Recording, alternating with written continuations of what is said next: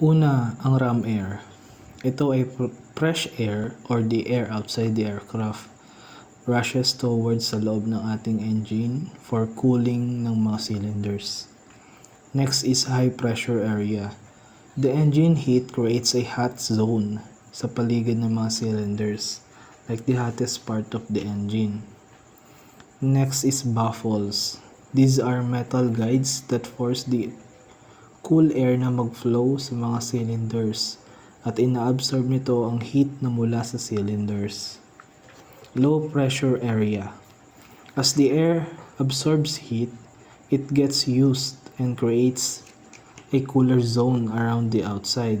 Kumbaga yung heat around the dish ay hindi na ganun kataas ang temperature. Next is cowl flaps. Ito ay isang adjustable opening sa ating engine cover that control the airflow, like vents na pwedeng i-open or i-close. And lastly is cooling air exit, augmenter or augmentor. This is the final hole kung saan ang hot air escapes, like letting the steam out of the engine.